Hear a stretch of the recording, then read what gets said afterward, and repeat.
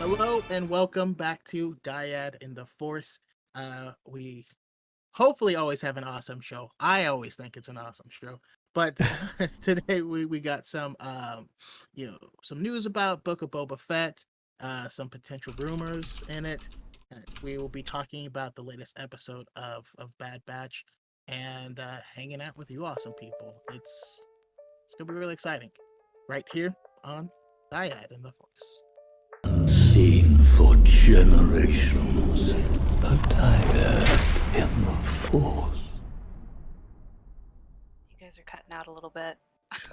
Hello. Welcome back to another episode of Dyad in the Force, number 33. What's up to everybody in the chat? Let's shout everybody out in the chat right now. Alex Thane, Brooke, Chatton, Dob or Cad Bane, Harris Productions, Julia, Christine, Connor. What's up, guys? We have a very special guest this week. It is V, or Alderaan Hello. Survivor. Are you still Alderaan Survivor on TikTok? No, you're not. I changed it to Grand Admiral V. Okay. Grand Had to fit Admiral the V. brand. Why don't you go ahead and introduce yourself to everybody, in case in case everyone is not familiar with V, the awesomeness of Yeah. it. I am V. I am Girly Make 10 about Thrawn. If my username did not give that away. Yeah. But yeah, I'm super happy to be here to talk shop. Absolutely. Couple announcements before we get started. We are a couple weeks out from our final Dyad trivia tournament. We're going to give you guys a couple of weeks to brush up on your knowledge. But of course, there's some incentive in tuning in to the show every week. We are going to be dropping little bits and nuggets of esoteric information for you guys to kind of latch onto and hopefully, take notes, Some elemental wisps or choco bites, if you will. Absolutely. Like, how Luke found his star compass on Ossus. This is kind of like the word of the day. If you've watched, those shows where it's like, oh, there's a word of the day inside this episode, you're going to have to, tweet the word at the end to, enter for a chance to win. So we will be throwing those in there every once in a while.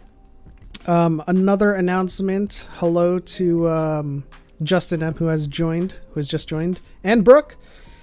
I really want to switch to a Far Away Factory card, but I do not have it. But go check out Brooke's Far Away Factory on Etsy. She makes some great earrings, Star Wars stuff, apparel. Another announcement. Super chats are back. We are back, folks. Monetization has been restored. So yes, you can now drop ramen directly into the chat as well. I am also launching channel memberships as well for the low price of for 5 easy payments of 600. No, I'm just kidding. For $2.99 a month, the lowly $2.99 a month, you can become a Squadron 7 pilot. And what that entails thus far is just a shout out, of course, in every video. You can also have a lovely little badge for being a member, as well as some of these. Some of these custom. Which ones? We got this one. We got that one. And I'm typing it into chat right now, so it might seem like I'm not paying attention, but what else do we have? What other emotes do we have? I don't know. Okay, that's all we have. We have these little emojis. We have a Grogu, We have a Satil Sean, on brand, of course. We have Orion. We have Orion Johnson, Poggers, and George Lucas, LOL. Oh dear. Oh, okay. We have two squadron pilots, Harith and Connor. Thank you Awesome.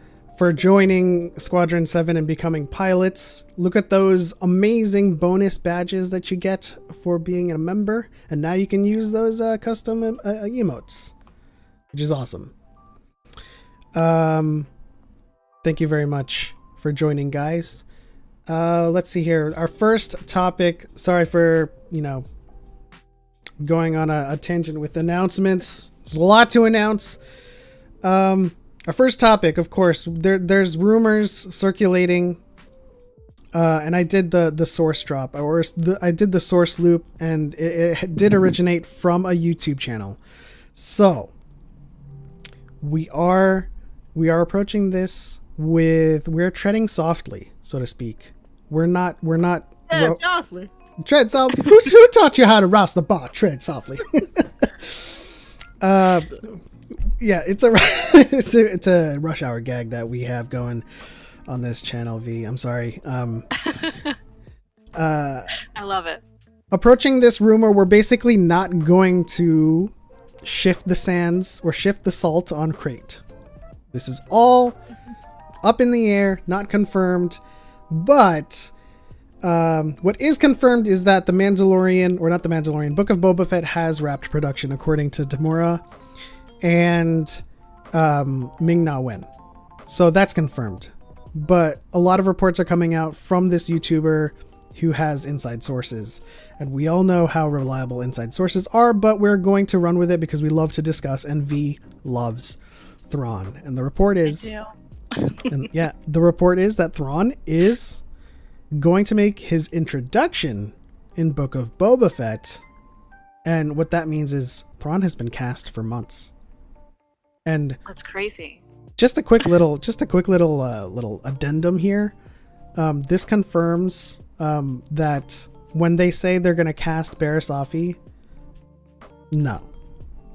Because they don't announce this stuff, and they certainly don't attach a name to their casting, especially with Ming-Na Wen coming out saying, oh, we don't know what we're filming. I thought it was The Mandalorian season 3, but it doesn't have titles on the scripts. It just has the numbers for the episodes. What do you guys think about this rumor? Interesting. Choco, do you want to go first?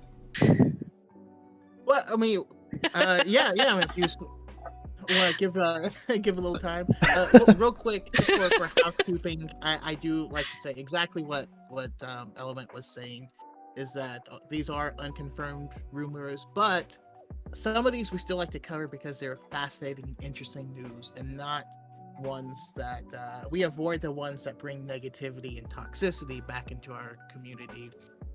But ones like these are just always fun to jump into and discuss, because I am also a huge Thrawn fan. And yeah, it's your fault. I fell down the rabbit hole. You are very welcome. The best gift anyone's ever given me. But yeah, if he's in, I can't see why he would be in Book of Boba. But that was my thought. I'm really trying to piece it together. What business does he have on Tatooine? And the source, I did end up watching the entire YouTube video where the guy was telling about his two sources, and he tried to confirm it with a bunch of other people, but they could not confirm it. And he had said something about it possibly being a version of Thrawn from Heir to the Empire, or he said that it would be a version of Heir to the Empire, which I think that's going a little too far with the inclusion of Luke and how heavy it is.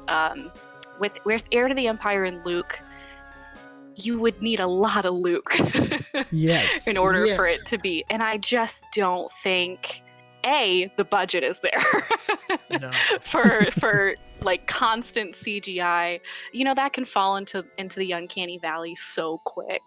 And I don't know if people would love Looking to at you, see Superman. would love to see a constant CGI Luke. You know, it's good for like little cameos and stuff, but like to be your main character or something like that would be a little weird. So a version of the Heir to the Empire, I don't think so. What would you say to a Sebastian Stan Luke? You know, that was my thought. I was like, well, maybe they have Sebastian Stan come in, and I think that'd be great. I think he looks just like him. I don't know how busy he is with his Marvel stuff, but Oh, that's true. I also want it just so I can quote Dumb and Dumber and be like, kick his ass, Seabass. When I realized that was short for Sebastian, it just made me happy. Yeah, Heir to the Empire and that whole trilogy, that's always called the Thrawn trilogy because it's what introduced Thrawn. right.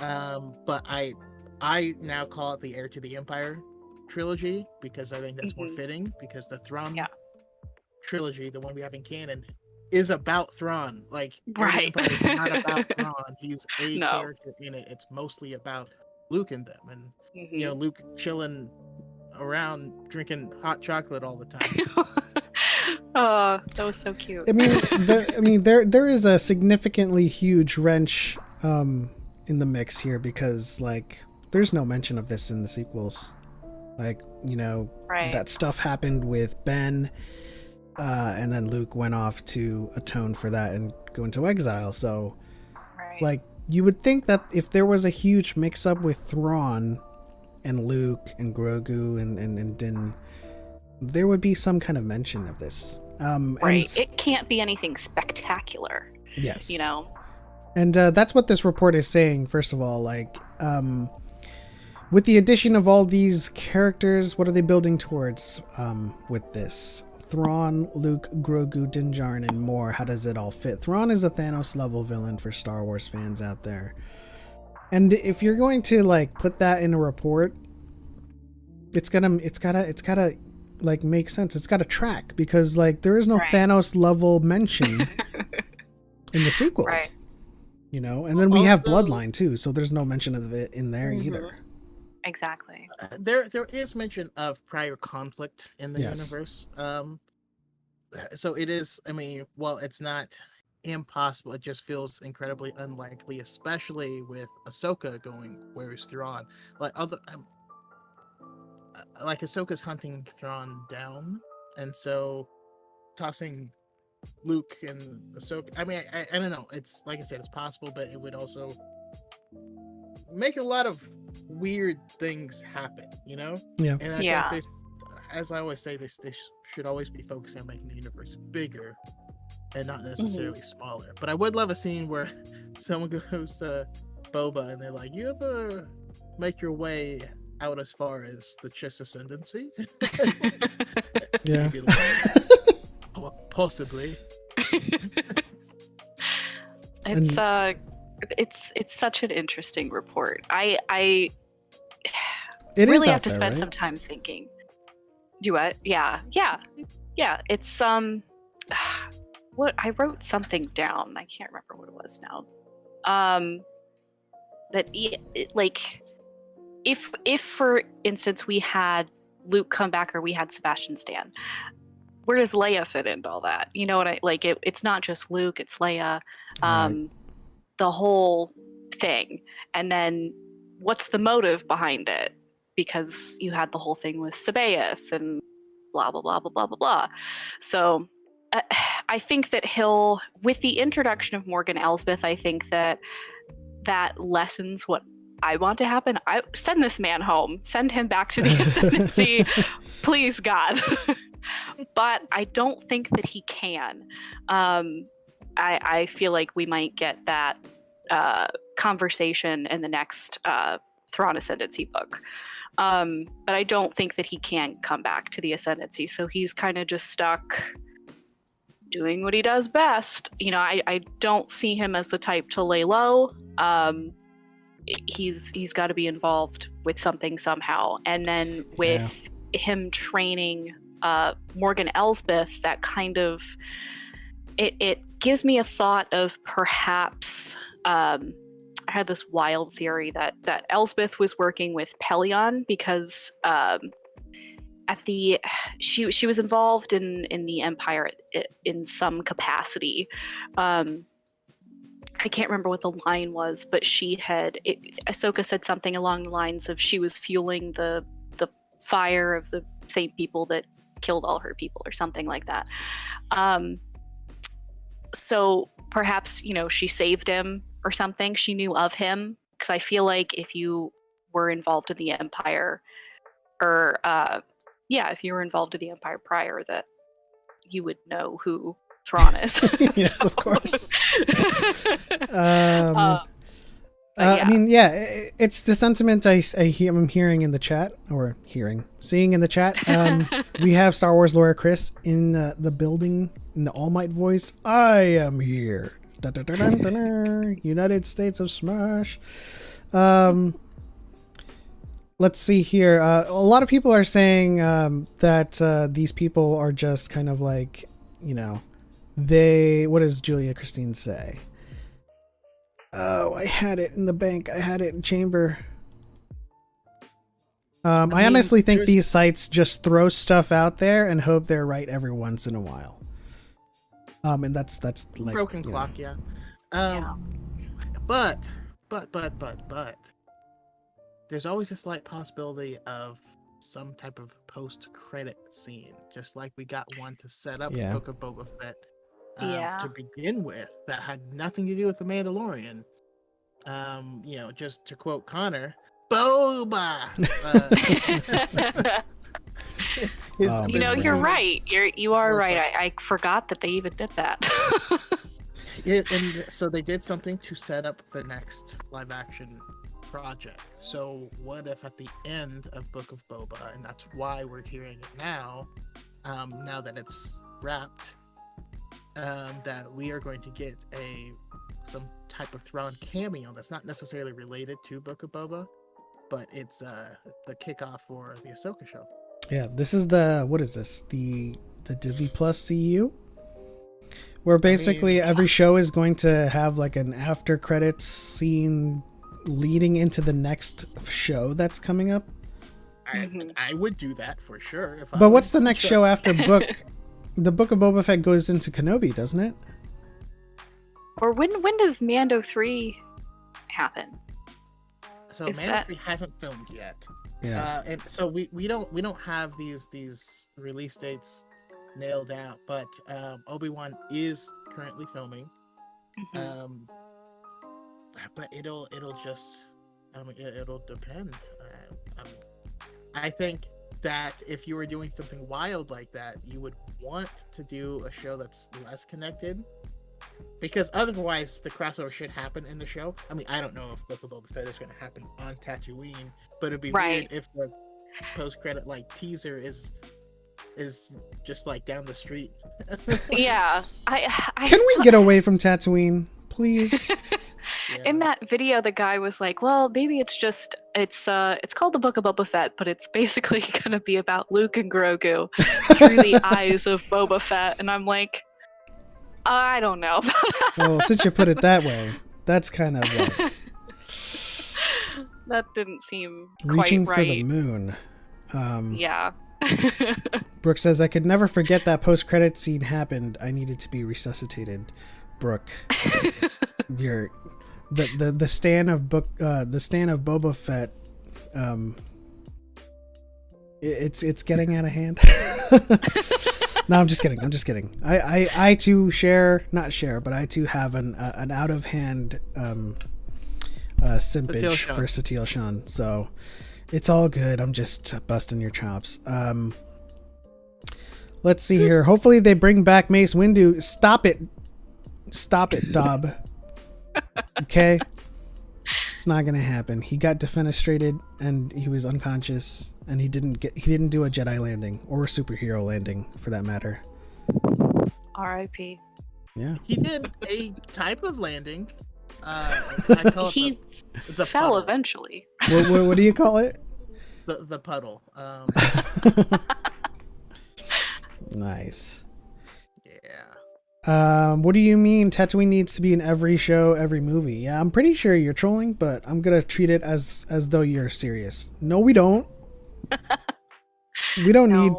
Tatooine in every single show. I feel like That random backwater, like, Yeah. but it's everywhere, and all the most important people are always on it.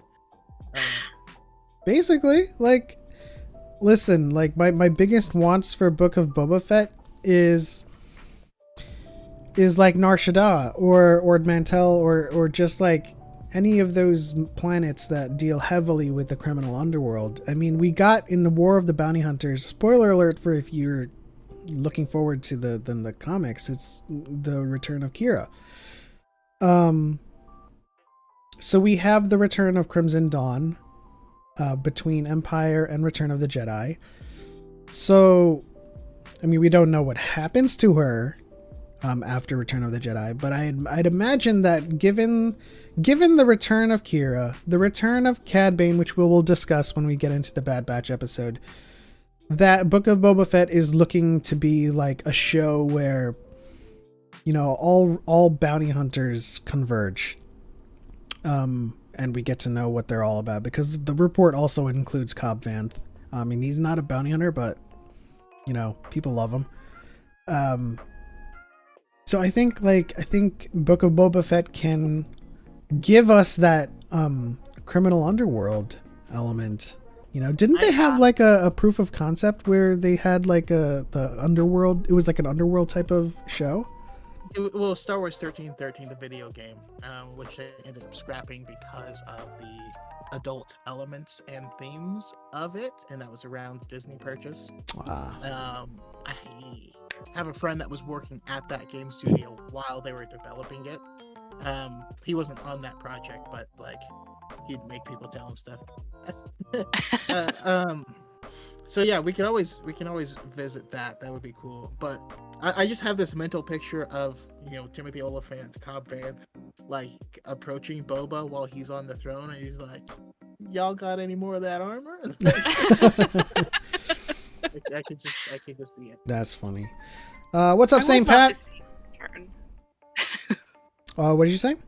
I would love to see Cobb Vanth return, and in what capacity? You know what I mean? Like, That's true. Is Timothy Olyphant busy? Is he a busy guy? Right. What's he up to? Is there a new Anybody check Hitman his movie we Twitter? don't know about?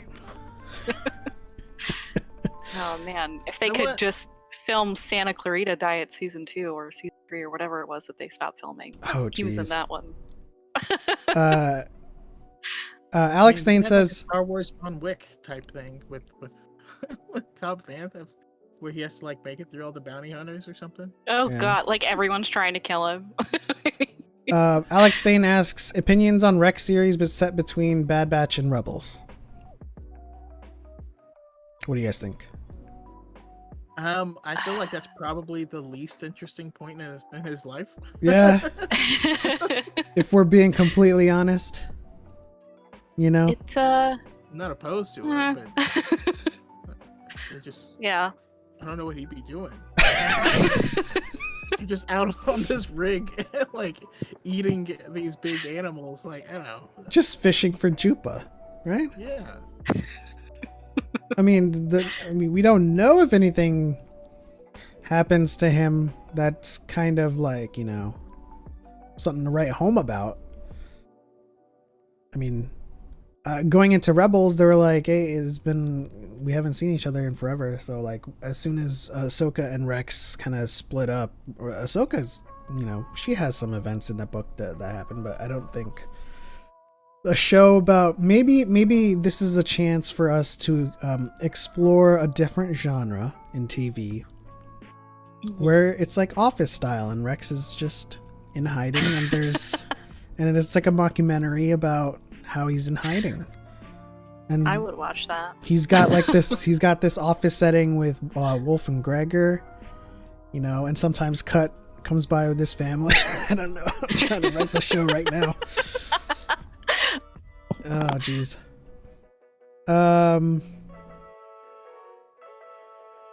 I want Book of Boba Fett to be a small-scale underbelly crime drama. That's exactly what we're alluding to, or hoping that they're alluding to. Brooke says, I definitely want more bounty hunter content. Mandalorian hardly counts as one, in my opinion. It doesn't explore that side of it like I hope Book of Boba will. Absolutely, I agree. Yeah, like it was just the beginning of Mandalorian where it was just like about bounties, right? And then after that, it was just like the Din and Grogu runaway party. It was that's like why it would be such a great idea, because people. I don't know why people are so obsessed with the idea of Jango and Boba being Mandalorians, but they've never done anything to show that they care about Mandalore ever at any point.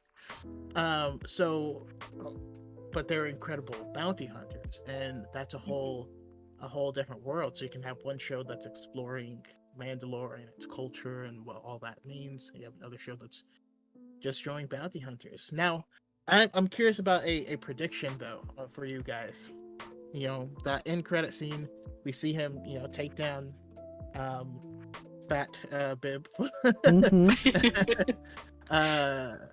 Big Fortuna, as people like to call it, and sit on that throne. Big but the Fortuna. question is he trying to be a crime boss on Tatooine, or was that just a job?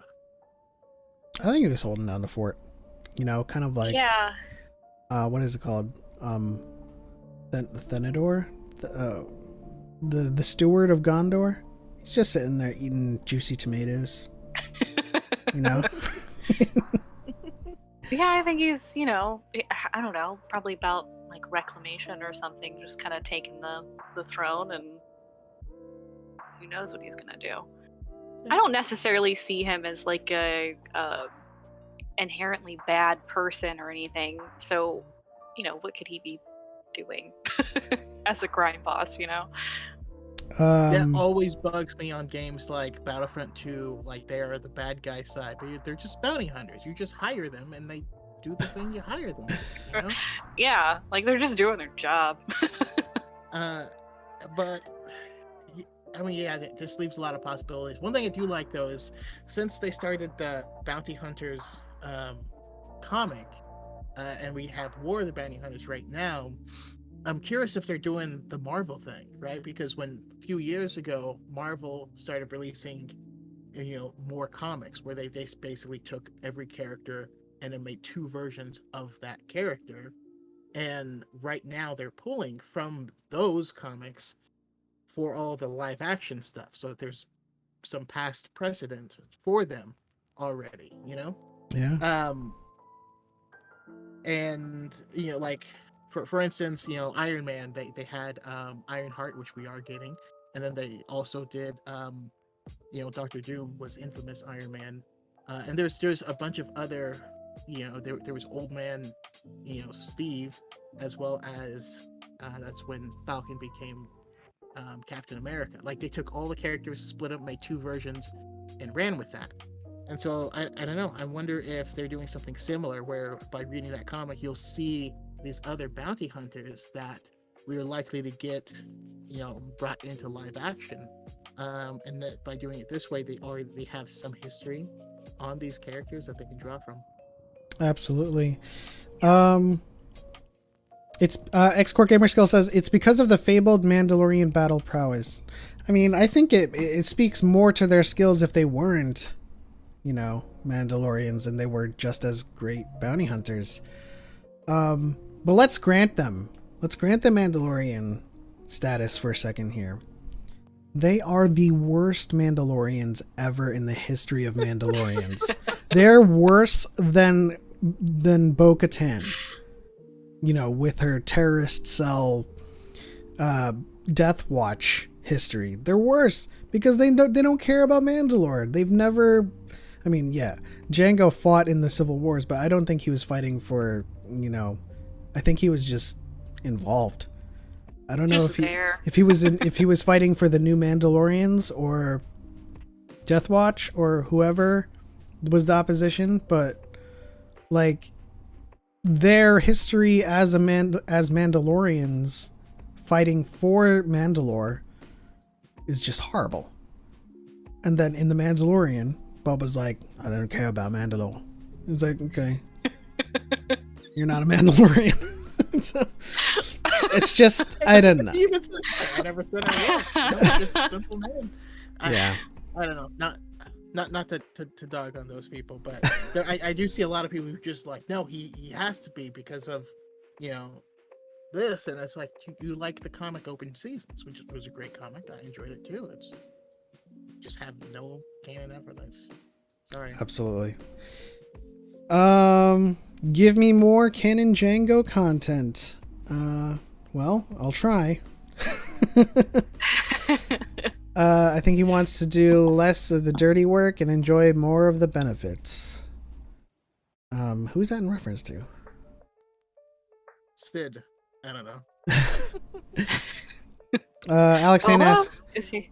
would you like it if we saw some movies, series in the point of view as the Empire separatists, making it look like the bad guys are good? Yeah.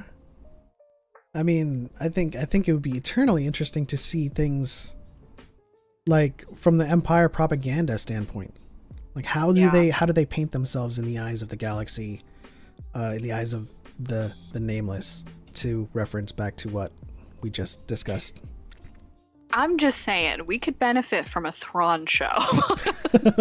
Because I feel like that would be like an exceptional place to start with that concept because of the way that he treats his staff. Yeah. He's very, very kind. He's willing to hear people out. He's he's not going to tolerate lazy people, but there was a line, I can't remember if it's in the canon books or if it's in Legends, but maybe he was talking to Pelion or something, where he was just kind of like, I'm not like Lord Vader. I know that you've served under Lord Vader, but I'm not going to get mad at you, essentially, because you have an idea that's better than mine or something like that. Yeah. So And I think also, that would be interesting. I mean, it makes me think of when there was like the, I can't remember if it was Gunner or the tractor beam operator, where Oh yeah. Thrawn was like, this person needs more training or whatever. And like, Vader would have just killed him on the spot, but he's like, no, that would be a waste. Or like, this person's a talented. Oh no, he did kill him. He did kill him. That's the one. He pointed, and then Rook just like snapped his head off. Is that okay? How do you stab someone's head off? First of all. Okay. Or are we talking about the same person?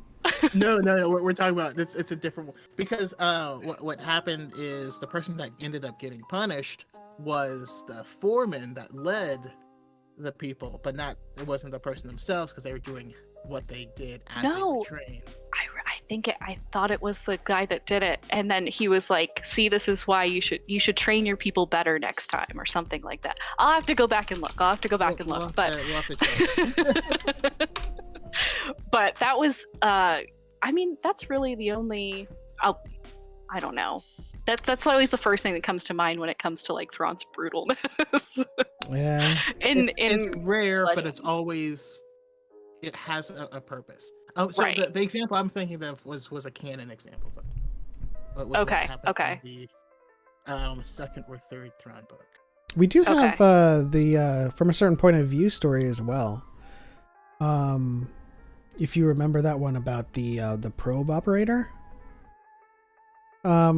Didn't they? Which one was that in? That's the first story of Empire Strikes Back. Yeah. From a I don't remember that one. I'm failing to recall what the crux of the story was, but didn't one of them like withhold the location of Hoth? That was the main girl that did that. Okay. Because she saw the cruelty that was happening in the Empire and like felt guilt about it. Yeah. We got Dob in the chat with spoilers. Don't- It's okay. The book's like 25 years old. What's up, Brian with the beard? He is now here. Welcome to here. The separatist movement had a valid point, though. Yeah, absolutely. Another great Thrawn moment when in the second Thrawn book, Padme explains to him about the separatists. You know, they didn't want to be ruled because of, you know, the corruptness and stuff like that. And Thrawn was like, "Okay, why didn't you just let them leave?" Right. And Padme's like, what?" What do you mean you it's thought that simple? Yeah, just let them go. I don't know. She literally couldn't explain like a good reason to not do so. That was hilarious. Yeah. So for the new joiners or if you're just tuning in, Harith and Connor, can you please show them the amazing emotes for being a member of Squadron 7? Just want to flaunt that and flex that a little bit, you know, get that beautiful chat going. Do we have any final thoughts? Oh, wait, you know what? Kieran Barr said something. Does this rumor say who is cast as Thrawn? Let's have some fun with this. Okay. It doesn't say who it is, but it's like, realistically, I feel like it's going to be Lars Mikkelsen, because of the voice, and he looks, the age works out, the height works out, the body type works out, it works out. Do I want Tom Hiddleston to play Thrawn? Yes. But that's just because I'm a simp. Well, yeah, we know how simpage works. It leaks sometimes, right? Yeah. Fern, welcome to Dyad in the Force. Yes. Take a look at the membership emotes. Sorry. This is like a show ad. Yes. Join Squadron 7 today. Get that 7 badge and the emotes, the Ryan Johnson poggers, George Lucas lol, and the Grogu huh. So I'm against Tom Hiddleston because That's fine. and just as much as I am against, you know, the Benedict Cumberbundles. Yeah, I'm not into that one. Yeah, I think there's a better choice to be had. Of course, Lars is like the first choice for all of us, right? Because he was the voice of Thrawn. Yeah. But I have to push this. I really do. I have to push Daniel Stevens. Look him up. If you have the stream pulled up, or if you can look it up on your phone, he was in Legion. He was in Downton Abbey. He was in Beauty and the Beast. He just has that facial structure. He has this like face that's like, I know. Oh. I know He what looks, I'm going to do. I think it's just the red hair, but he looks really similar to what's his name? Domhnall Gleeson? Domhnall Gleeson? I don't know how to say his name. Like, if I think it's just the red hair. I'm bad with faces, bad with names. Yeah. But, you know, not bad. I mean, just look at these eyes. Yeah, they're pretty piercing. Yes. They're pretty piercing. He looks weirdly like PewDiePie. Oh no! Ruined. Ruined. Jesus. Like a suave version of PewDiePie. I'll stop. No, it's not ruined. I'm definitely still pushing for Dan Stevens to do Thrawn. He's got the facial structure, the eyes. Yeah. He's got the slick back hair. Just dye it, you know, dye it jet black. Yeah. And if you've watched any of his shows, he's got the natural accent and the timbre to play Thrawn. That's important. Do you have any other casting choices that I can pull up on the browser for the chat? Well, I want Hugh Laurie as Pelion. As wait, who? as Pelion. Oh. Is that a? Whenever I think about Pelion, I always think about Doug Dimmadome. How do you spell Pelion? Pelleaon or something like that. It's like Peleon. Pelion? Yeah. Yeah, he was the EXO for Thrawn throughout the Heir to the Empire trilogy, but you also see that relationship begin in the third Thrawn book, Treason. Yeah. Yep. You want Hugh Laurie? Okay. I do. I would love to see just Hugh Laurie as imagine- Night Swan, but that's just me. Okay. Interesting. Man, who would I cast as Night Swan? Yeah, man. Now I'm just like thinking of a million different things. Like, who would Eli Vantu be? Yeah. Well, Brooke says Tom Ellis, the guy from Lucifer. Oh, that's right. I always get recommended that one whenever I post my Tom Hiddleston Thrawn videos. Everyone always says Tom Ellis. I mean, he's got potential. He looks like Zachary Quinto a little bit with the glasses. On Almost. Like a little bit. Who is the one? That's him as Rook. Who's gonna play Rook? Well, he's dead, isn't he? Rook. Isn't he dead? Is He's Bobcat Goldthwait still a thing? Is he still available? Yeah, Tom Ellis. I could see Tom Ellis as Thrawn. Although he's got a very happy disposition. You know, this is like not Thrawn to me. But he has the look. He could. Alan this could Cumming. be. That's what I was Alan Cumming? Yeah, Boris that's from what I was GoldenEye? I Nightcrawler? always associate him with Nightcrawler and with Loki from Son of the Mask. Like super spiky hair. Oh, is this your pick for Night Swan? No, for Thrawn. Oh, Alan Cumming for Thrawn. I mean, his face. I think it's just the face, like how long it is. I honestly don't see the face, but I can see his acting as Thrawn. Yeah. You need someone with like a really big forehead. That's the stipulation. Big forehead, deep voice. The end. That's quite the stipulation right there. It's got to be a 5 head. Gotta be. That's how they do the casting calls. Just like, if you can do this, like, come on. Need not apply. Who's your Thrawn? So does that Choco. put LeBron James in the mix? Sorry, who's my Thrawn? Yes. Um, We're going off of the assumption that Lars is the first choice, and if it's not him, who's your Thrawn? I mean, now if we're talking big foreheads, Hugo Weaving. Really? just comes in Eli Vento. Oh God. You should have stayed dead.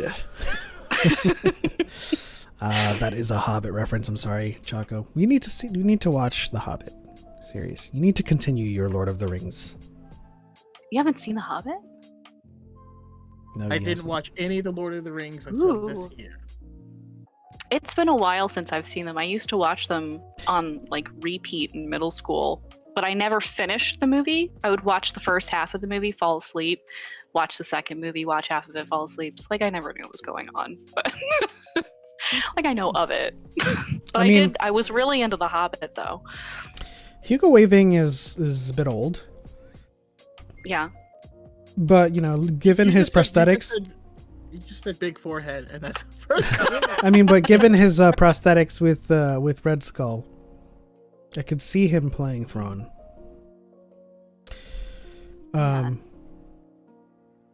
Yeah. There were some good ones that people commented on one of my last videos. There were some good ones. Brooke said, "Is there anyone else from Game of Thrones that I can tap into?" Hey, if he's And not also- too old, We can have Nikolai play someone. You know? Is he too happy? Is he too smiley? Jamie Lannister, if you don't remember. I think he could play Eli. Yeah, Eli. He has a Oh, bright- that suave hair. Yeah. I could see it. But isn't he too old? He's too white. Yeah, that's true. How old is Eli in the first book? My thought was also. I think he's in his like mid-20s or something like that. Mid-20s? He was like a late. He came into the academy late. Pretty sure he's in his mid-20s. They never explicitly say it though. I saw Taylor Kitsch for Eli Vanto. Oh, man, that's a deep cut. Only He's because pretty like cute. his gambit that it hurts. It still hurts to this day. Okay. Is that who that is? I was trying to figure that out. I was like, man, that name sounds really John Carter? Yeah, John Carter, Gambit from Wolverine Origins. Gambit. Yep, I watched that movie the other day. Friday Night Lights. That's the only reason I remember his name. Ghostface Kai says, "I think V should play Thrawn." I think V Send plays me Dawn, in her just typical day life. So yeah. Would Just you call me Thrawn. if they did like a live action canon Thrawn trilogy, would you, this is probably a gimme question, but would you audition to play Pharaoh? Oh yeah, hands down. Hands down. Or Alani? I love her. Well, all right. If I had to pick, it would be Arlani. But one or the other, you know. As long as you were right I would next love- to Thrawn. Exactly. Yeah. On Well, set. it depends on you know, if it's like after the Thrawn trilogy, she's gone off somewhere. I can't remember where she's at. The 11th. I do have a question though, like in all seriousness, would you be able to separate the actor from the character if you were in a Thrawn show? Yes. Okay. Healthy simpage? Yeah, It's healthy. it is very, very healthy simpage. I actually, I feel like I'm like an odd one out whenever like people are talking about characters because I just don't see it. Like I love Kylo Ren. I just can't get. I don't know what it is. I can't get behind the Adam Driver craze. But you know, to each their own. Connor wants Ralph Fiennes as Thrawn. I mean, how old is he? I mean, he What's his does name he again? does have the Ralph? brow. He does have the ridge, like the brow ridge and the. What's But his last name? Ralph Fiennes, Fiennes. Fiennes, Fiennes. He's Voldemort, and that's all I picture with Ralph these Right. days. So no, I Didn't don't recognize see him him with as a no. Thrawn. I mean, he's got a big head, Yeah. very big forehead. I mean, I can see him acting in the role. I can't disassociate him from I think his Voldemort. brow bone's just a little too protruded. His eyes are a little too sunken. I don't know. X-Core Gamer Skills. We need better fat guys in Star Wars. Is that really like? Are people clamoring for that right now? I mean, he's not wrong. We got Porkins. Is Claude a fat guy? You know, other than that, we have you know, Snap Wexley's is a fella. I mean, he's girthy. I Oh, don't know if yeah. he's a fat guy. He's chubby guy, he thick thick boy. thick as hell. Oh, X-Core Gamer. No, he's just referring to himself. He needs a better. Well, I guess. Brooke says he's even more terrifying as Goth in Schindler's List. Oh, yeah, he was in that one. Wow. I don't think I've That seen is a that one. throwback. I think for that's sure. one that's like, it's on my list, but I'm just like, maybe not yet. Oh my gosh, yes. if it were back in time to Schindler's List, that is Thrawn. If you have the stream pulled up or anything, that is like. Hang on. Yeah. Wait. Are we talking about Ralph? Yeah, Ralph. Yeah, just search Ralph Fiennes as Eamon Goth. Okay. Wow. Come on. Oh. If I could turn back time. Wow. It's that. Not Oh wow. good, Yeah. just Look at that wrong. hair. That hair. I really want X-Core Gamer says I really want Danny DeVito as the Barish Vow Jedi. You're talking about Kirak and Fila? Are you serious right now? Danny DeVito as Rook. Danny DeVito is Thrawn. yes, no, as Rook. Oh my goodness. Yes, that's perfect. I could see that. Absolutely. Well, who was that? Oh, It was, I don't know who it was. I watched an episode of Star Trek last night with the green lizard guy with the halter top on. It's like out in like a desert planet. Oh wow. that Sounds that kinda Kirk's hot. gotta like build his own gun to like shoot him. Anyway, get him to play Rook. He looks just like him. Some weird alien. I don't even know what the species is called. Do not Google search green alien with halter. He's a Nogri, I believe. Or- Yeah, I was talking about the Star Trek guy. Oh. I didn't know what species he was. Nogri. No, I'm just kidding. I was like, wow. X-Core Gamer says he says any Barish Vow Jedi. I don't know. Well, there's not a lot. I mean, of course, according to the records, 10,000 of them took the vow, but we don't know of any. So I guess Danny DeVito can play one. You know, I'm just picturing It's Always Sunny when he has a bunch of sausages in his pocket and then he just like leans down and eats them. Like, oh jeez. It's Brooke says, I feel like it's way easier to cast a younger Thrawn than older. I agree. I concur. Yeah. It's a lot easier to cast younger actors when they were younger to play Thrawn. Yeah. Yeah. Maybe it's just the style. I don't know. Just the way that In they. his 20s, do we think what is his name? Do we think Aramis Knight can be a Eli Vanto? Spell the first name? Aramis. what if they pulled a swerve on us and cast someone like Sterling K. Brown For Thrawn? For Thrawn or Eli? for Thrawn? I would dig it, actually.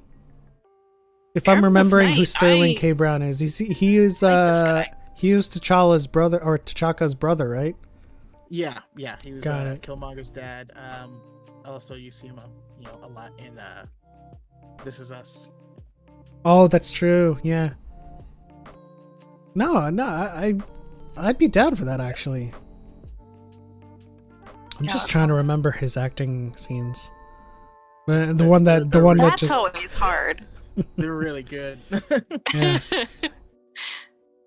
His intense ones in This Is Us is very Thrawn.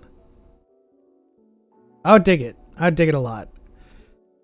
Star Wars lawyer says, now I want Sterling K. Brown as Thrawn. Starts petition. Of course. What about Vin Diesel? No, I'm just kidding. John Cena. Oh God. Could you imagine what's his face? Jason The Statham. The Rock could be Rook. That's what. Oh God. I need him. Just make him.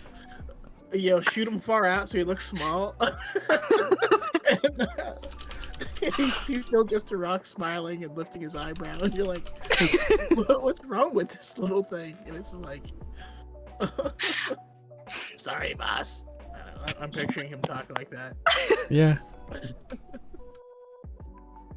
That's The Rock as Rook. Yes, exactly. Me, it does look like it. To be completely honest.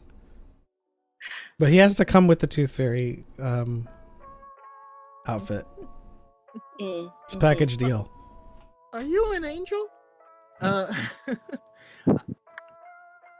Now, though, I will say, because we have spent a lot of time on this one. Yes. Have y'all seen Bad Batch yet? Unfortunately, no. I I'm have. just kidding. I reacted to it on my YouTube channel, but I have not seen it. I did watch it. That was a good episode. I liked that one. lot. Element 7 records his reactions before the show airs. Matches his out scenes later. He hasn't seen any of them. You just, I just, oh my gosh, that guy. You know, that is quite a predicament that he or her have gotten themselves into. They love it. They are on screen at the moment. Yep. I was not expecting the them to be on screen. There's Omega, I think. The Rock as a Vintian. That's just meta right there. Yeah. Okay, yeah, we're sorry. I'm going back into the chat. Everybody, there's like a Mark Strong, David Schwimmer. Oh gosh. Oh my god. But yeah, let's move on to Bad Batch. Let's move on to Bad Batch Omega, as Justin says. So like we like the revelation of who Omega. Do you think that is, first of all, do you think that is the full story? Like, do you think that's all she is? Or are we tossing aside the you know, the force sensitivity angle, the mimicry angle, all of the angles that we've had thus far? Are we tossing all that out? Well, okay, so her, I feel like, you know, the clones in the Bad Batch are all just heightened, you know, of Jango's abilities. They basically represent, if you min-maxed that same character. This person just went all into int. This person just went all into strength. Just put it all into awareness, you know? As such, a pure genetic Jango clone would have all of those qualities, you know, and wouldn't have any. Yeah, I mean, I am believing it. You know, there's question on does that make Omega trans? That's interesting. I didn't even think about that. Didn't even cross my mind until Fern made a video, and I was like, "Oh yeah, I just completely accepted." I was like, "Yes, she is." That's it. The end. Completely. Wow, that just completely went over my head. I'm embarrassed. I mean, if although she Tech did say she was an adolescent female, but I don't know if he was speaking from data he pulled or from information. Right. Have a good one, Alex Thane. Thank you for tuning in. You know, Choco, I think it was you that had said this, that before the Bad Batch came out, that Omega was going to be the last clone ever made. I think that you had said that. I feel like that is the situation with this Alpha Omega, Boba Omega situation. There has to be more. And she was the last one because it got muddled up or some situation like that, and she's the last one of the regular ones, so to speak. Yeah, I am the last one. Dragonheart. No, I could see that because the Kaminoans, when they're talking about bringing someone back, it made it sound like there were multiple. We didn't know who they were talking about. Right. And maybe when something went wrong. I could see I can certainly see a world where they wanted to, Django said, "I want a pure, unaltered clone," and they're like, Right. "Sure, yeah, we'll do that for you." And they're like, "Yeah, let's make a baker's dozen." Right. I mean, Right. like, yeah, Justin says in the chat right now, there has to be a reason she was made. Boba was to fulfill Jango's wishes. So why was she made? And further, like, this brings me back to my like the sentiment that I operate off of regularly is that like they are running out of his tissue or his DNA Right. sample, and Django juice. yeah, Django juice. And and we had, this whole time thought that you cannot clone from a clone. Right. But Right. but the language that they're using in this episode is like, is alluding to the fact that if it is a complete like genetic replication, unaltered, that it can be used as fuel, so to speak, or juice Yeah. for new clones. It, that kind of tripped me up a little bit, but then you got the scene with the like slime tube and you have the Kaminoan fall out of it. That was a Kaminoan, right? It's I like don't a think so. You don't think so? No. It looked Its like head- something with like Head was very large. It- It looked more Snoke-ish to me, but You think so? Not exactly. See, It like, looked like a cross between Snoke and like classic sci-fi aliens. It did look like the Greys, like Yeah. it looked like some sort of a version Grisk? of something like long. I don't know. Are they experimenting on Grisk or Maxine? I just know like this early on into the timeline, we wouldn't be seeing strandcasts of Snoke. But Yeah. it looks like the beginnings of like the genesis of the strandcast technology that would that they would kind of launch from, like what's his name, This is the scientist in the Mandalorian, Pershing. Yeah. Maybe he took that from like these tank breads, and we're like, maybe we can do something more, splice some force sensitivity using blood of Grogu. and maybe they literally took this facility, this abandoned facility, in order to do it. Maybe the Empire was taking those assets, and after they fell, the remnants, this is the type of stuff they could find. There's lots of possibilities. Maybe they needed that weird alien body because, just like Mew and Mewtwo, it genetically could take the alterations. Yeah. We don't know. There's all sorts of. Xcore Gamer Skill says yes, it was a Kaminoan. Can you provide confirmation from anywhere? So if it before was, we give that to you, if it was, we're just gonna kind of. If it was, I got in my mind that like all the Kaminoans are just clones, like they don't reproduce; they're just clones of each other, and like that's how they have the technology. I feel like that was a 'cause they've been Legends able- thing at some point. Oh, really? I feel- just pulled that Well, out. there of my are a head. couple of species that we know in Legends that do clone as a form of reproduction. I feel like that would be very fitting if that was true. Help me out here, Brandon. I don't. No. I mean, when you say that, I just think of Kryptonians. They did that in one of the recent iterations, but It'd be interesting revelation if they were. Yeah. But Brian points out she had to have been made years before the Clone Wars started and Jango died. Yeah. Interesting. I'm gonna have to How many watch. years had it been? I'm gonna have to watch Attack of the Clones again to see if there's any kind of like, if there's like a small little thread that they're kind of tugging on in Attack of the Clones, then they're kind of mushroom clouding that.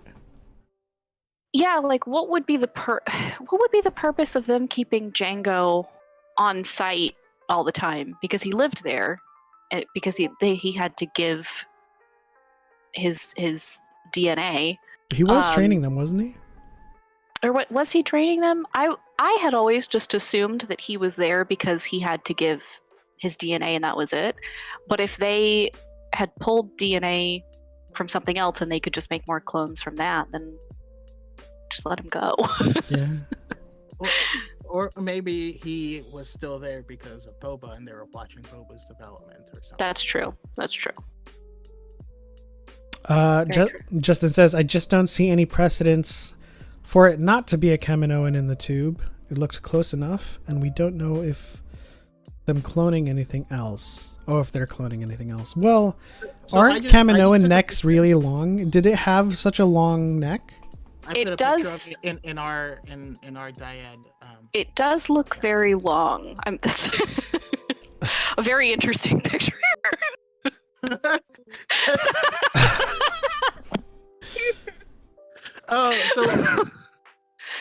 Oh wow, that was very suggestive. I just pulled it up on stream.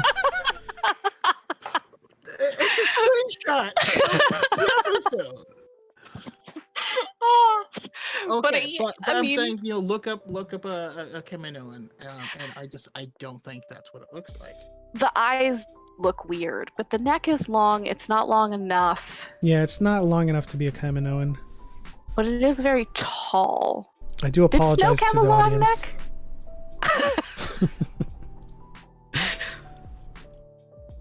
It's not long. I mean, and the head is just too large. It is pretty big. Yeah. Does it have a nose? I didn't look quick enough. It could be a strand cast with a Kaminoan kind of like template body, right? And they're splicing or grafting something. Trying to make themselves better. Trying to make themselves Wrecker. Yeah. Just specifically Wrecker. I don't know. You guys in the chat can see this picture, right? Like, I don't think it looks like a Kaminoan, to be completely honest with you. The body doesn't look. I mean, the body actually does almost, but the head doesn't. That's the disconnect for me. Is there a picture of it in the tube where you can see its face? No. Oh. I mean, I can pull it up right now and see if we can capture it. I won't be able to play the episode, but let's No, there's not. That's what I was doing. I gotcha. Oh. Gotcha. Because if it has a nose, I feel like, right? They've got those little slits, right? Yeah. Weird Voldemort nose.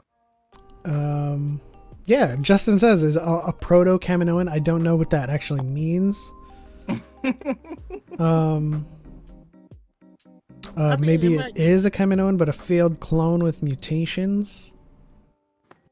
Do we think that the Kaminoans are actively experimenting on themselves?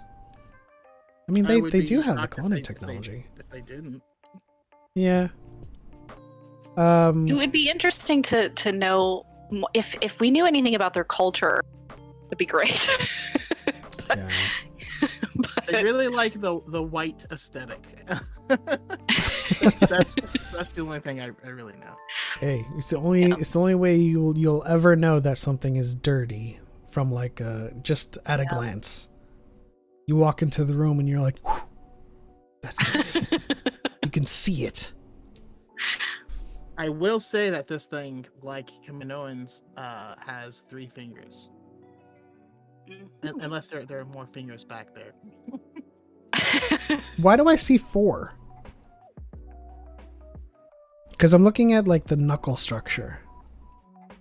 It's so dark. I'm gonna have to save it. It's like an optical illusion almost. I don't know if anyone in the chat can actually see it. You should have taken this into like Photoshop and adjusted the levels.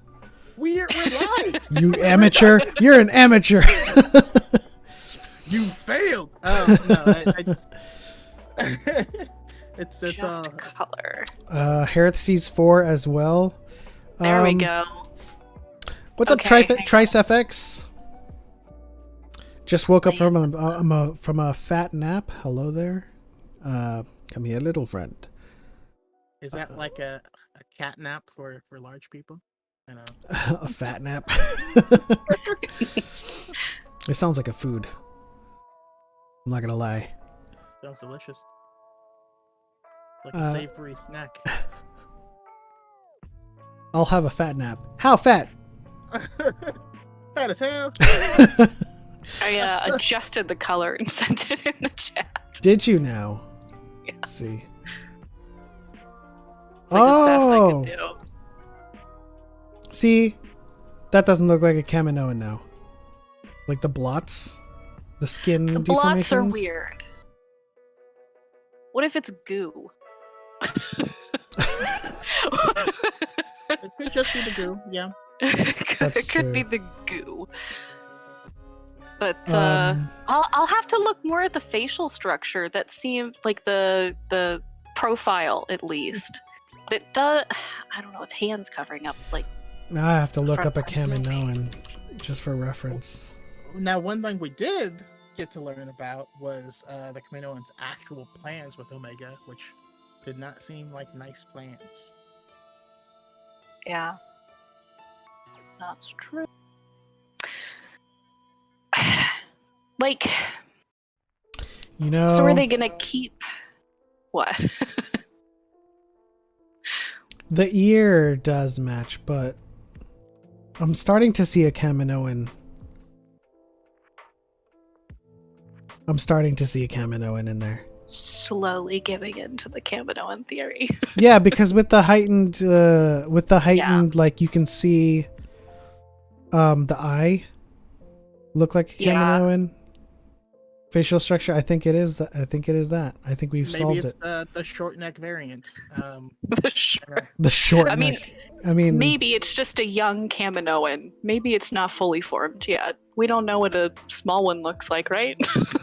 that is Would true. that be neck is considered really small? It's really really big. short. It could. I mean, Maybe like, as they grow, their neck is the only thing that keeps growing. are they the like the classic example or the physical example of like your body catching up with your head or something? Yeah. Exactly. It definitely looks like a Kaminoan.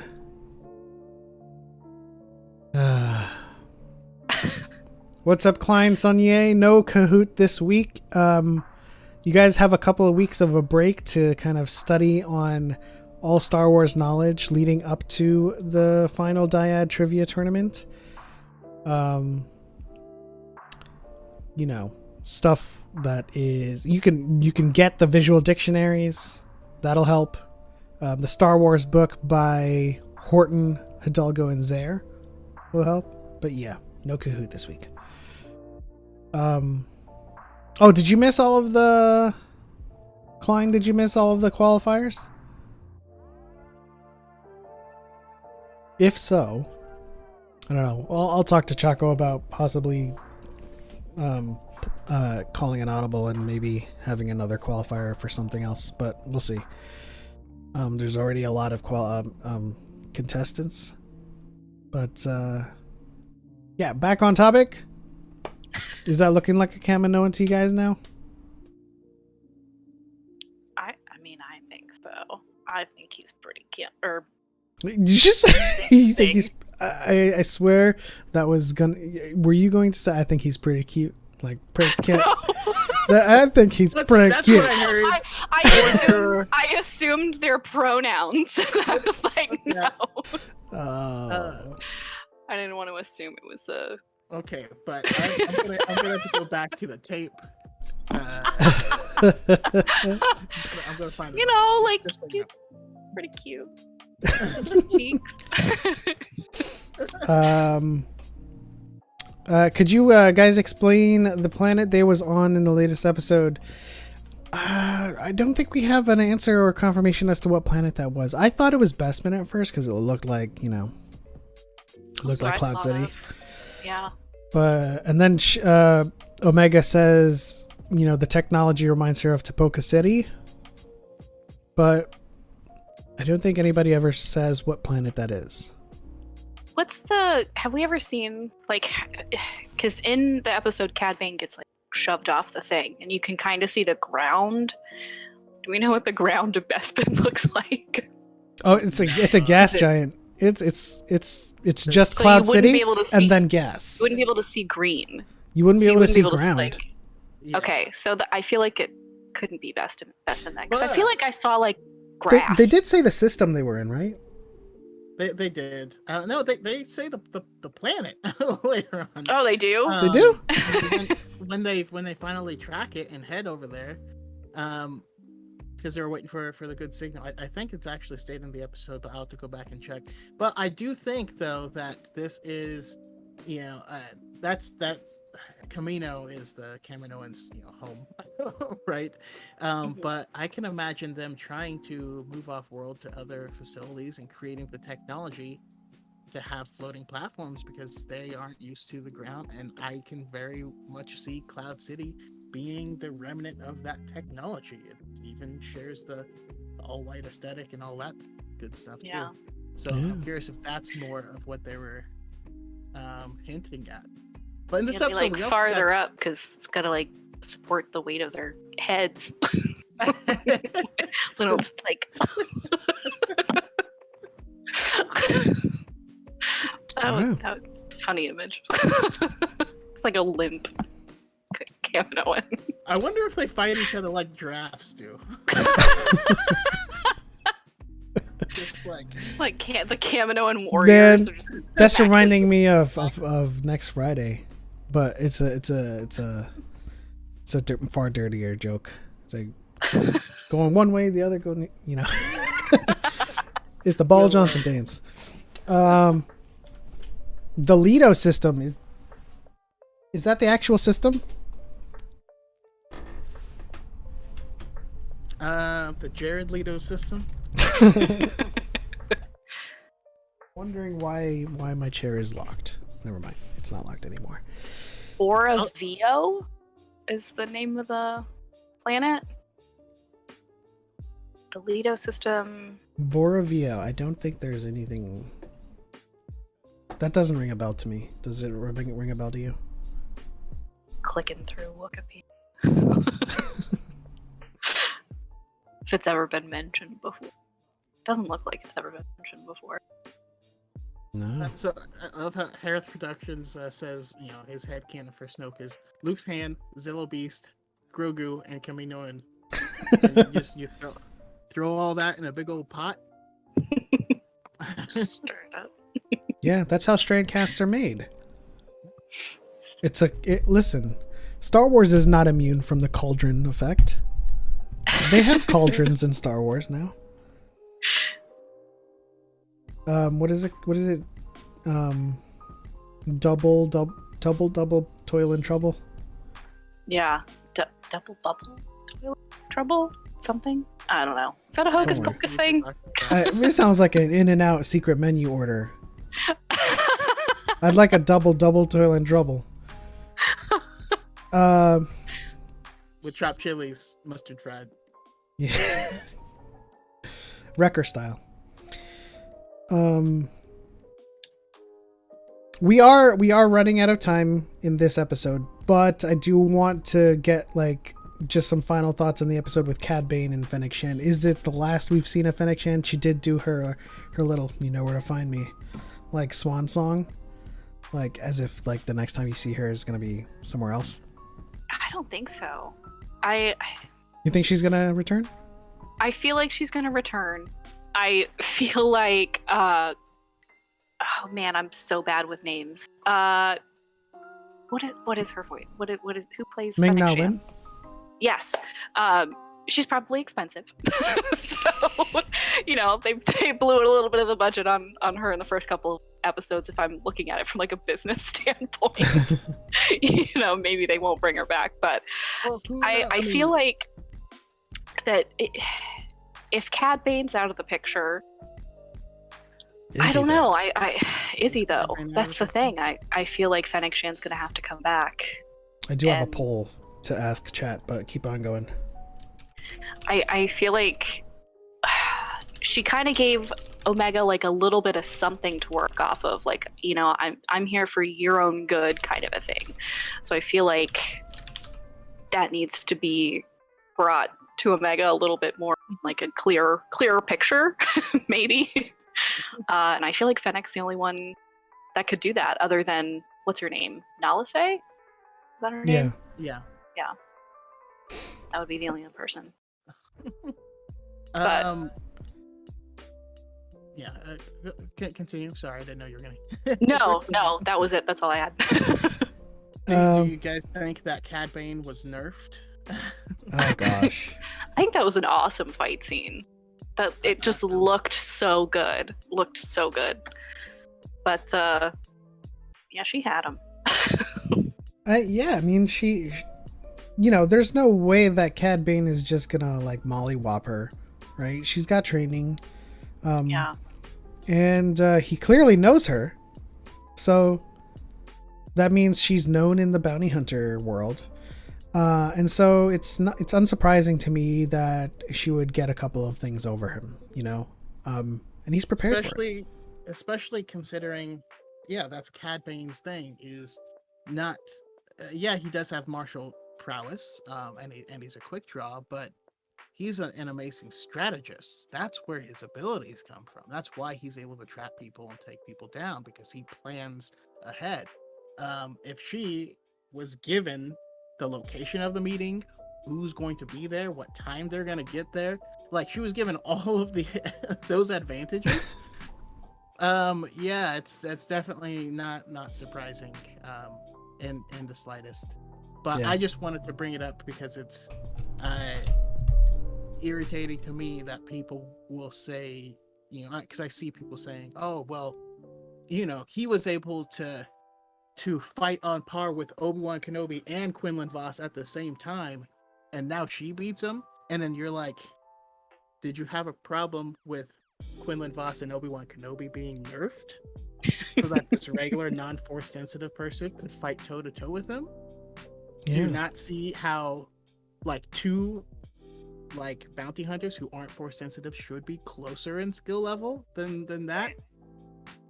You know, if you're seeing one and not the other, then I don't know. It also wasn't like a straight up 1v1, right?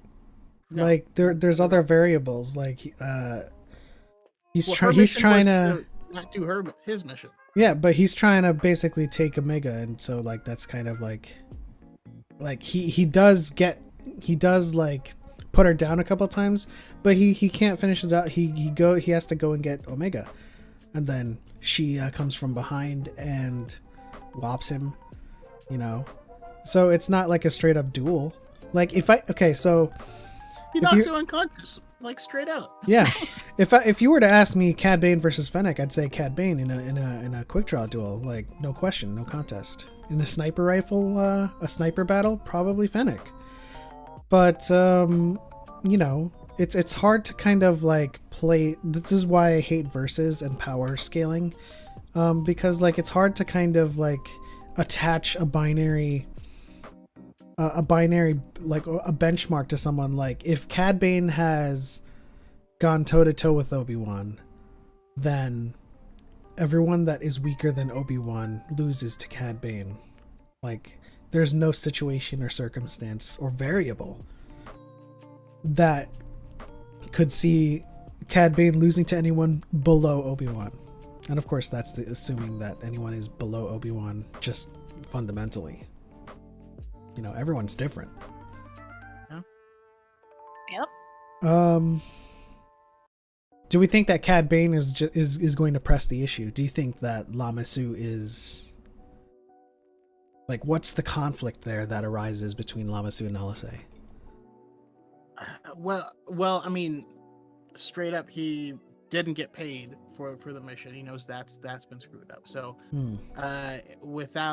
there's no way that he pursues without any extra incentive or instruction from them, because their drop was blown. Yeah. If anything, he's probably trying to fly all the way down to the surface and get those credits. You know, that's it. Toto, go get those credits. So it looks like Cad Bane won the poll, which was who chewed the toothpick best. Of course. That was no contest. I just thought that was a fun little poll to do. Trice asks, this could be a stupid question, but Cad Bane versus Han Solo, who would win? Cad Bane. I'm sorry to say. Han Solo does not have any, like, extenuating skills. Like, he gets by with luck, even though there is no such thing as luck in my experience. Yeah, he's not someone that is like, he doesn't go toe to toe with a lot of people like head on, right? Now, Legends did have him as a quick draw, but he also was never the best shot. I mean, Yeah. I'd have to say I'd have to go Cad Bane on this one. In a quick draw, maybe. I'm just gonna assume that's the context. I'm wrestling. Connor says Element loves the goddamn word mollywopped. I mean, it's apt, for a lot of things in Star Wars. Steamrolled, mollywopped. It doesn't matter if you win by an inch or a mile. You got mollywopped. Justin says Maul has a massive power level. He's done nothing but lose. Yeah. Like, he's lost every single battle that he's been in, except for, I guess, against Pre Vizsla, and people are still like, oh, Maul's the most powerful, So, I don't know how that power scaling works.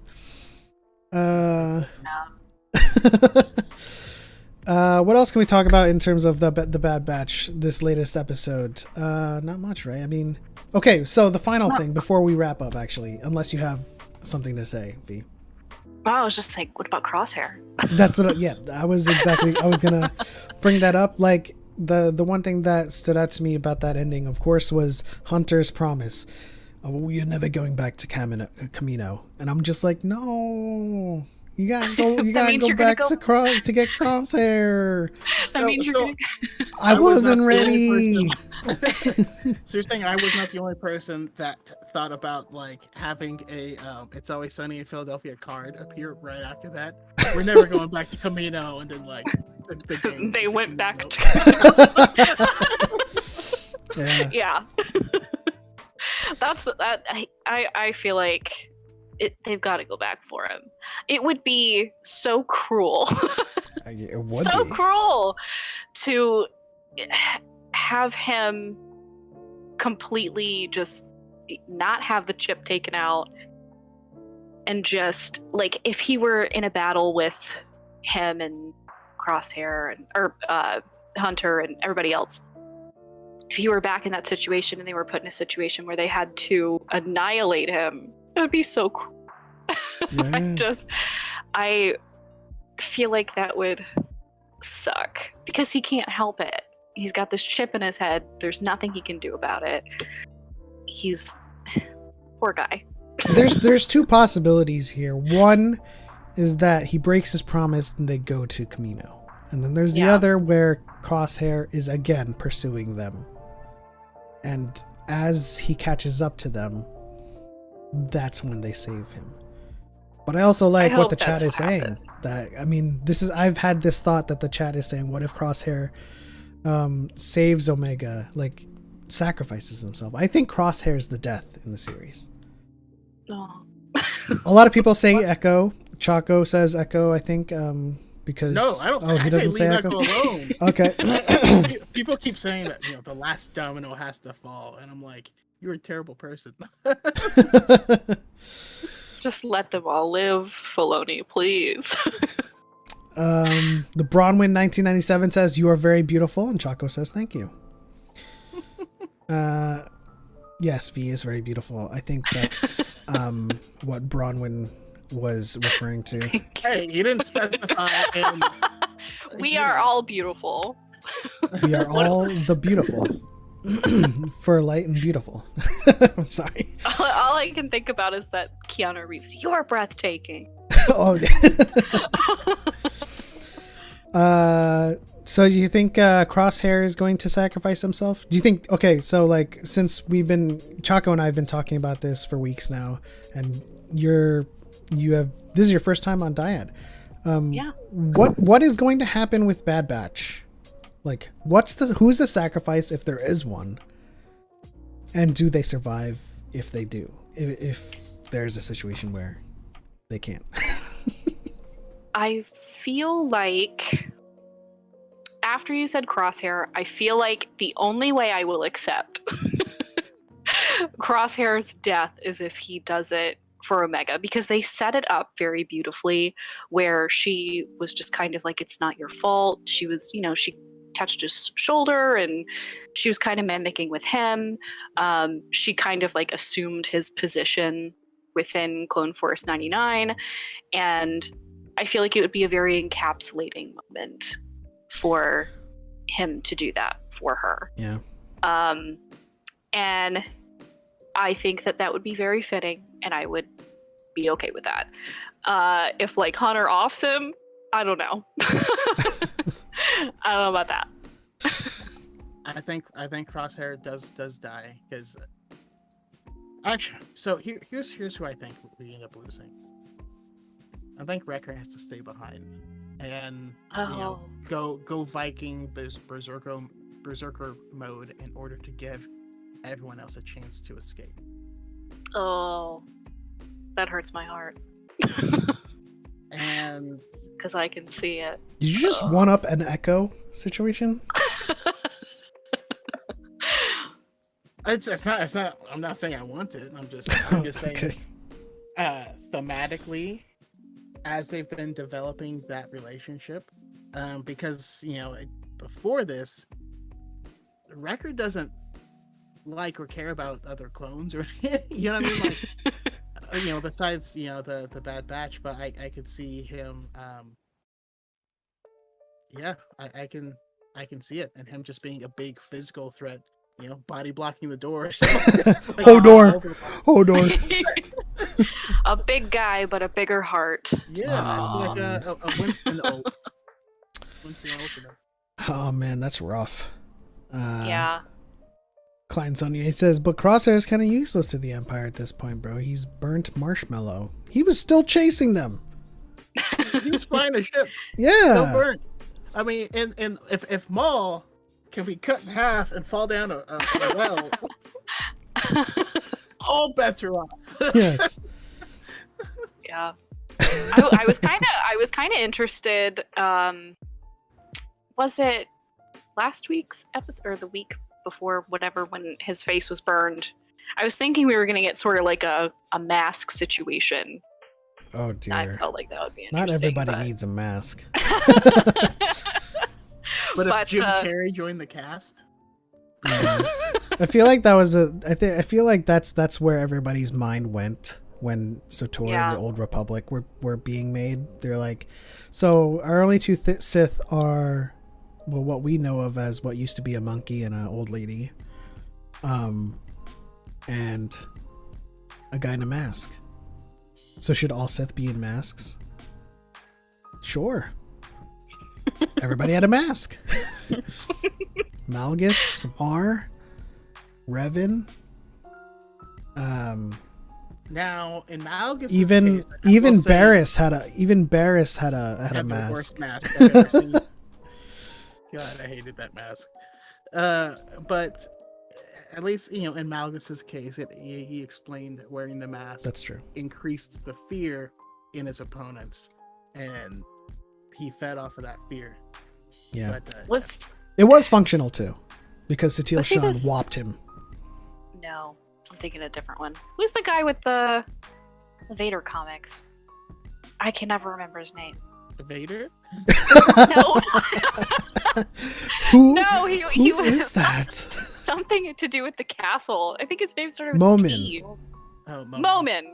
Didn't he have like a helmet situation? Yeah, he had a mask. He was the helmet. he literally was the helmet. Yeah. He kind of needed that. Harith says Barriss was the worst Sith. Yeah, I mean, there's a lot of Sith in contention for that title. We'll say that. But of course, looking at the time, we are out of it. V, do you have any final thoughts on the Bad Batch? Where do you think it's going to go, other than what you've said here? No, not. I'm interested to see where it goes. I didn't think when it started that I was going to be as interested as I am. Yeah. So I'm interested if we get multiple seasons out of it, or if it's just kind of like a one and done. But yeah, I'm interested to see where it goes. Do you want something to happen? Like, okay, so just for example, my want is Quinlan Voss, and that's my reach for every week. Okay. So what's your reach for Yeah. next week? I Thrawn. want more information. Well, yeah, you know what? Just it's always Thrawn. Let me see the beginning of Thrawn. Let me see, when does he join the Empire? Let me just see that. Yeah. I feel like I want to have more of an understanding of the Kaminoans. I want to have more of that. I just want to understand the cloning. I want to understand Omega more. I feel like that's what we're going to get.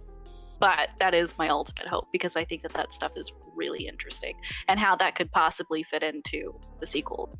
Because I'm all in for that. I love it when the sequels connect. Yeah. But Brandon, do you have any reaches or final thoughts? I mean, I always want to say Quinlan Voss, but you usually say it first. Beyond that, we got Prick in the chat saying Callus, Brian with the beard saying bring Rex back. There are. I'd be into Callus. I'd be into that. I I always forget about that guy. young Callus is the worst Callus, though, right? I mean, I don't know.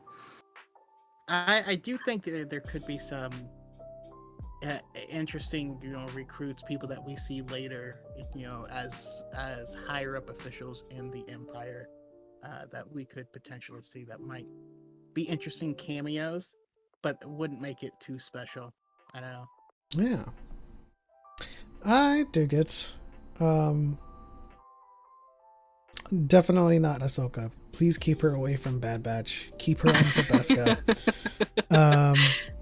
I knew it was coming eventually. I just don't know if they're in the chat, but they're out there somewhere asking for Ahsoka and theorizing Ahsoka's return. Like she's on Tabasco, and then she's like, wait, Hidala, hold on. I need to see Rex. It's been weighing on my mind. Brooke also says, Krennic. Yeah, and we definitely could get Krennic involved, and maybe his super annoying assistant. Oh yeah, Mr. Briley Ronan. Yeah. Love him. Harrod says no more Ahsoka book retcons. Yeah, absolutely. Like I think the pushback from the episode 1 of Bad Batch is kind of making Lucasfilm kind of being like, all right, let's relax a little bit. Yeah. Sure, there was a meeting where people were like, "Oh, no one cares," and then they make it, and they're like, "Oh, they care." As it turns out, we were wrong. Yeah. All right, guys, we're out of time. Thank you so much to V, Grand Admiral V on TikTok. Do you have your Twitch still? Are you twitching at all? I mean, not physically twitching.